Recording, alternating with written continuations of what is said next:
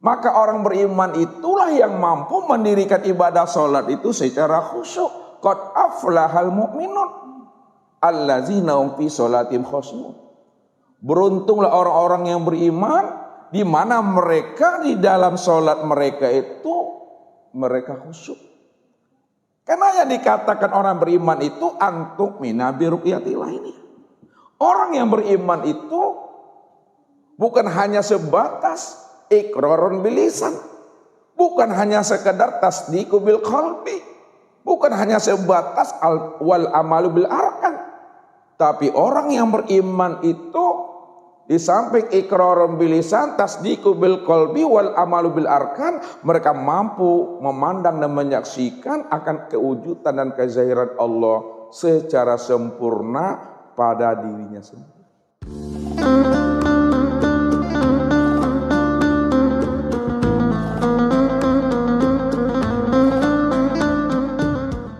Bismillahirrahmanirrahim. Assalamualaikum warahmatullahi wabarakatuh. Alhamdulillahirabbil alamin hamdan wa syukran lillah wassalatu wassalamu ala sayyidina Muhammadin nabi sayyidil mursalin wa ala alihi wa sahbihi rasulillahi ajmain. Wa qala Allahu ta'ala bil Qur'anil Karim, a'udzu billahi minasyaitonir rajim, bismillahirrahmanirrahim. Wa aqimis sholata li zikri. Wa qala Rasulullah sallallahu alaihi wasallam fil hadis, sayati zamanun ala ummati yusalluna wa la yusallun. Sadaqallahul azim. Wa sadaqa Rasulullah sallallahu alaihi wasallam.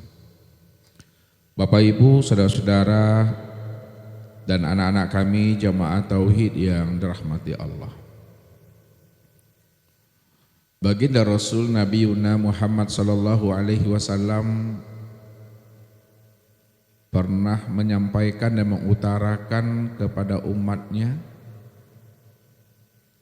kata beliau, sayati zamanun ala ummati yusalluna wa la yusallun. Akan datang suatu masa dari waktu terhadap umatku di mana umatku banyak yang mendirikan ibadah sholat, namun sebenarnya mereka itu belumlah mendirikan ibadah sholat. Akan tetapi mereka itu baru sebatas mengerjakan perbuatan dan kelakuan sholat, yaitu berdiri, ruku, iktidal, sujud dan duduk. Inilah yang dikatakan di dalam ilmu fikih, aqwalun wa af'alun muftatahatun bitakbiri wa muhtatamatun bitaslim. Bahwa yang dikatakan perbuatan sholat itu adalah beberapa ucapan, beberapa perkataan dan perbuatan yang diawali dengan takbiratul ihram dan diakhiri dengan salam. Namun kenapa baginda Rasul mengungkapkan umatnya banyak yang mengerjakan dan mendirikan sholat, namun sebenarnya mereka itu belum mendirikan sholat? Karena mereka itu tidak mengenal dan memahami tentang hakikat sholat itu sendiri. Makanya pantaslah kata baginda Rasul, kamin qa'imin hazuhu min sholatihi at-ta'abu wan nasab.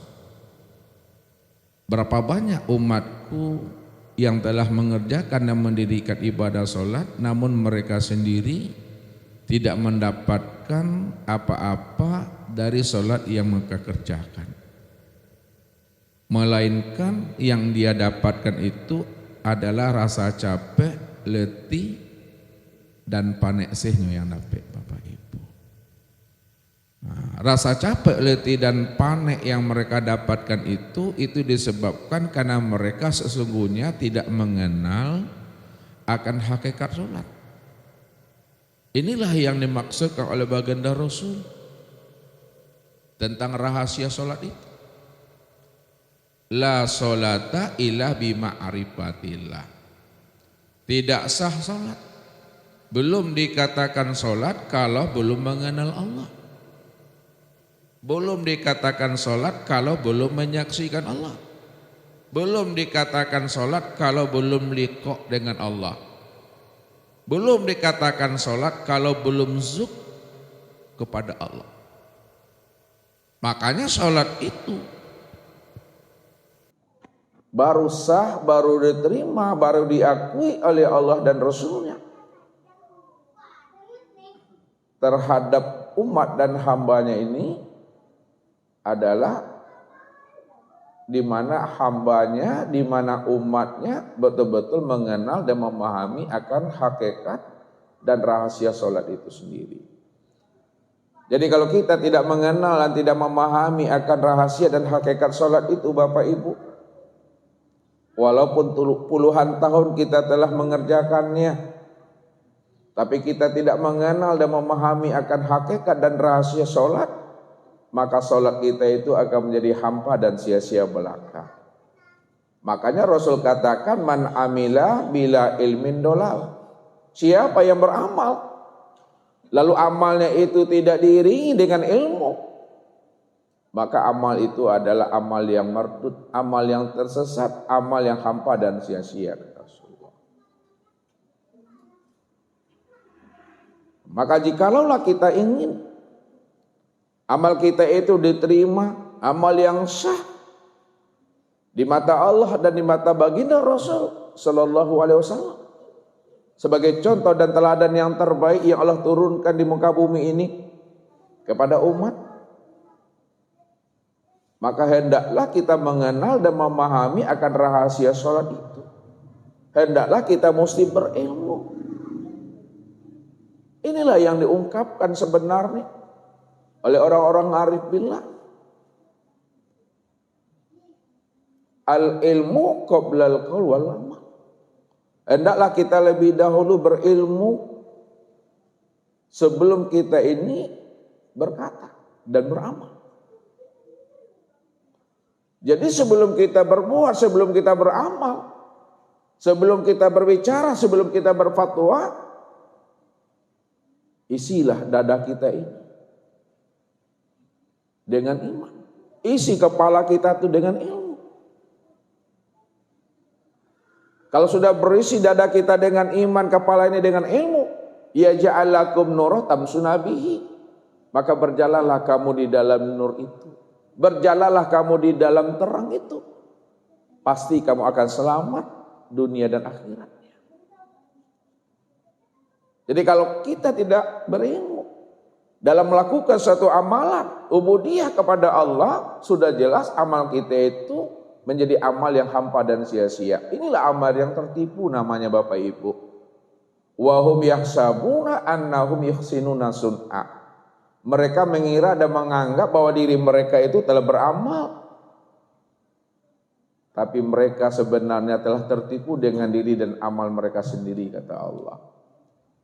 Makanya Rasulullah mengingatkan kita, bagaimana kita beramal tidak tertipu, tidak fata morgana, tidak dalam dugaan dan prasangka kita. Maka hendaklah kita memahami akan setiap apa yang kita lakukan dalam hidup ini. Kalau tidak, ini yang digambarkan bahwa orang-orang yang beramal tidak berilmu, ibaratnya mereka nanti di akhirat bagaikan memikul peti besi yang sangat besar, Bapak Ibu. Dipikulnya peti besi yang sangat besar itu, dia mengira dan menyangka bahwa di dalam peti itu tersimpan seluruh pahala sholat, puasa, zakat, haji. Ditambah lagi pahala-pahala ibadah-ibadah yang sunatnya. Tapi ketika disuruh oleh Allah untuk membuka peti yang berisi amal-amal soleh, pahala-pahala, setelah dibuka peti itu Bapak Ibu, rupanya peti itu yang dikiranya pahala sudah menjadi debu, Bapak Ibu. Tidak ada pahala yang ia dapatkan. Tidak ada kebaikan yang dia peroleh di sana. Karena pahala dan kebaikan yang ia lakukan dalam pandangan mereka yang sudah tersimpan dalam peti itu adalah dugaan dan sangka mereka sendiri. Inilah yang tertipu, menjadi debu semuanya. Makanya baginda Rasul selalu membuat suatu perumpamaan kepada kita ini, supaya kita mengenal dan memahami tentang rahasia sholat. Ada 2 orang di antara umatku, kata Rasulullah. Dia sama-sama mendirikan ibadah sholat. Cara berdirinya sama, cara rukuknya sama, cara iktidalnya sama, cara sujudnya persis sama, cara duduknya juga tidak berbeda. Namun kualitas sholat di antara mereka berdua itu bagaikan langit dengan bumi, kata Rasulullah. Apa maknanya itu? Sholatnya sama berdirinya, rukuknya sama, iktidalnya sama, sujud dan duduknya sama, tapi kualitas sholat yang mereka dirikan itu bagaikan langit dengan bumi. Ada sholatnya yang ingat, ada sholatnya yang lalai, ada sholatnya yang khusyuk dan ada sholatnya tidak khusyuk. Siapa yang mampu mengerjakan dan mendirikan ibadah sholat itu secara khusyuk? Inilah yang dijelaskan oleh Allah dalam surah Al-Mu'minun ayat 1 dan 2. Bahwa Allah memberikan sanjungan yang diiringi dengan pujian kepada mereka. Yang mana mereka itu di dalam sholat mereka itu khusyuk. Inilah yang akan kita kupas, yang akan kita bahas lebih dalam dan detail.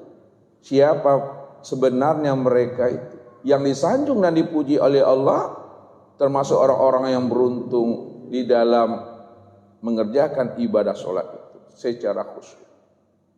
Untuk lebih jelasnya Bapak Ibu, kita tuliskan ayat ini.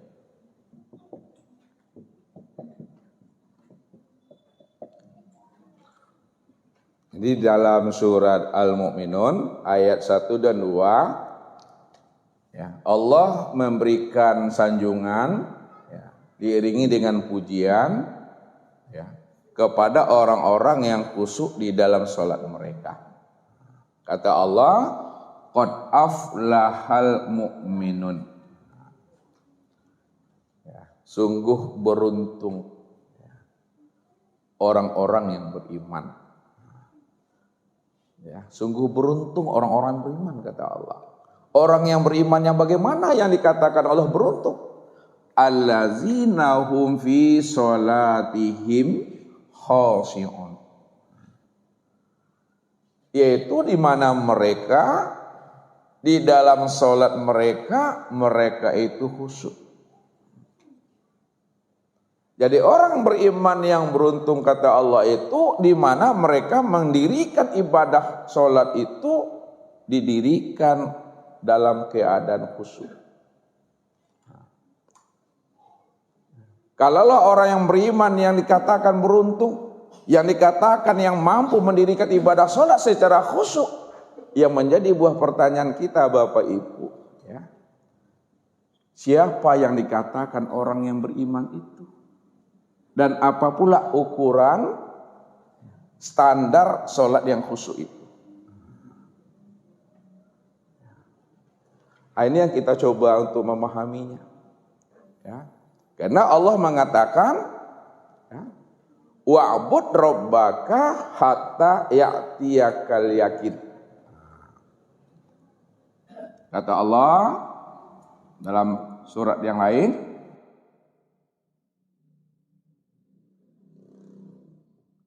wa'bud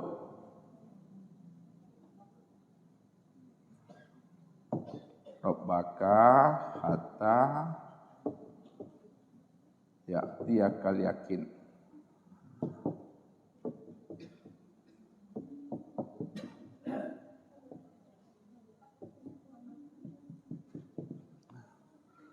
dan sembahlah Rabbmu hatta sehingga betul-betul ya'tiyakal yakin, sehingga terbit di dalam dirimu, terbit di dalam jiwamu suatu keyakinan.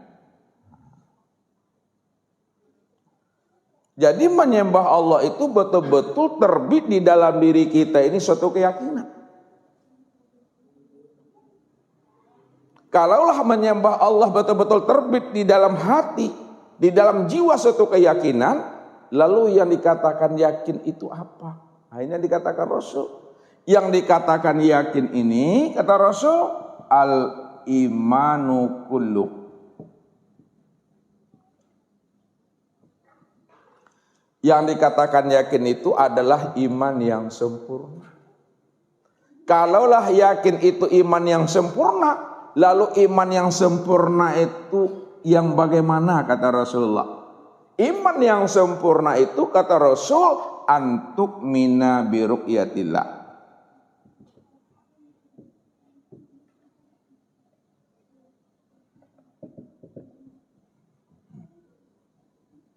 Iman yang sempurna itu di mana kamu mampu menyaksikan Allah. Itu yang dikatakan iman yang sempurna. Maka kalau kita pahami makna ayat itu secara mendalam, secara hakikat, artinya sembahlah Rabbmu itu sehingga betul-betul kamu memiliki keimanan yang sempurna untuk memandang dan menyaksikan akan Tuhanmu. Itu yang dimaksud oleh Allah. Maka orang-orang yang mampu menyaksikan Allah secara sempurna itu adalah orang yang beriman. Maka orang beriman itulah yang mampu mendirikan ibadah sholat itu secara khusyuk. Qad aflahal mu'minun allazina hum fi sholatim khashi'un. Beruntunglah orang-orang yang beriman di mana mereka di dalam sholat mereka itu mereka khusyuk. Karena yang dikatakan orang beriman itu antuk mina biru'yatillah ini. Orang yang beriman itu bukan hanya sebatas iqrarun bilisan, bukan hanya sekedar tasdiqu bil qalbi, bukan hanya sebatas wal amalu bil arkan, tapi orang yang beriman itu di samping iqrarun bilisan, tasdiqu bil qalbi wal amalu bil arkan, mereka mampu memandang dan menyaksikan akan kewujudan dan kezahiran Allah secara sempurna pada dirinya sendiri. Kalau kita sudah mampu memandang dan menyaksikan Allah secara sempurna dan utuh pada diri sendiri, bukan berarti kita ini mempertuhankan diri. Ini mesti diingat Bapak Ibu. Belajar ilmu tauhid, belajar ilmu ma'rifat, bukan ingin jadi Tuhan. Belajar ilmu ma'rifat, belajar ilmu tauhid, bukan pula ingin ngaku-ngaku Tuhan. Akan tetapi belajar ilmu tauhid dan ma'rifat itu untuk mengenal dan memahami bahwa Allah cuma yang wujud secara mutlak dan diri kita tidak pernah ada sama sekali. Jadi kita nafikan akan diri kita. Dan kita nyatakan Allah. Dalam pandangan hati bahwa hanya Allah lah Bapak Ibu. Semata-mata yang wujud secara mutlak. Makanya orang-orang yang beriman adalah orang-orang yang telah mampu memandang dan menyaksikan kezahiran Allah secara utuh dan sempurna pada dirinya. Walaupun dia mampu memandang Allah pada dirinya, namun dirinya bukanlah kenyataan dirinya. Walaupun diri kita ini ada, tapi adanya diri kita ini Bapak Ibu bukanlah kenyataan diri kita.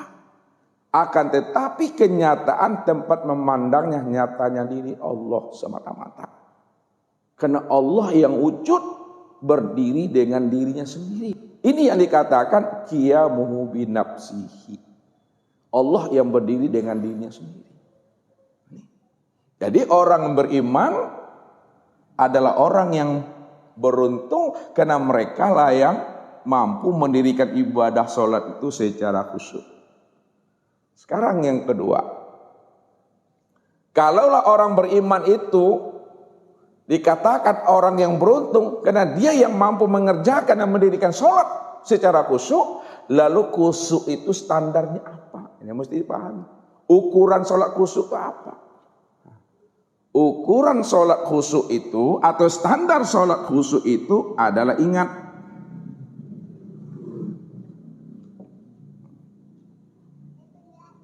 ini yang dijelaskan Allah, wa aqimis sholata li zikri.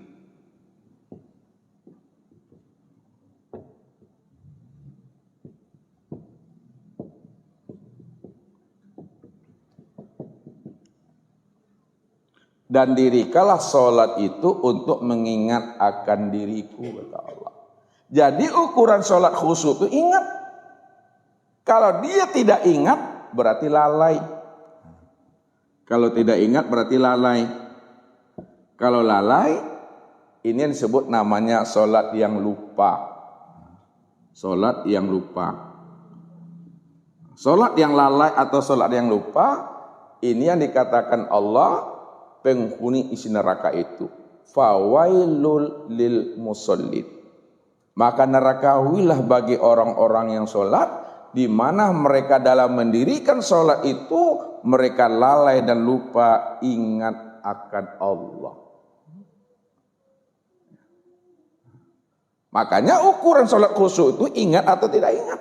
Kalau ingat itu khusyuk, kalau tidak ingat itu tidak khusyuk, berarti lalai, lupa. Sholat yang lalai, sholat yang lupa, ini sholat yang mabuk. Sholat yang tidak mengenal akan hakikat rahasia sholat itu sendiri. La taqrabus sholahu antum sukara, kata Allah. Jangan kamu dekati sholat, jangan kamu hampiri sholat kalau kamu dalam keadaan mabuk. Hatta ta'lamu ma taqulun, sehingga kamu paham, sehingga kamu mengerti apa yang kamu ucapkan. Kalau kita paham dan mengerti apa yang kita ucapkan, siapa sebenarnya yang sholat itu, barulah kita tidak dikatakan dalam keadaan mabuk. Jadi kalau kita sholat komak-komit aja, berdiri ruku i'tidal, tapi tidak tahu hakikatnya, tak tahu siapa sebenarnya yang berdiri tegak betul itu mabuk namanya itu kalau tidak tenggen. Sia-sialah ibadah sholat yang didirikan bertahun-tahun lamanya. Kenapa? Karena dia tidak mengenal akan Tuhannya. Man abdal asma dunal makna fahuwal kafir. Barang siapa yang menyembah nama tapi tidak mengenal diri yang punya nama, maka itu suatu kekafiran.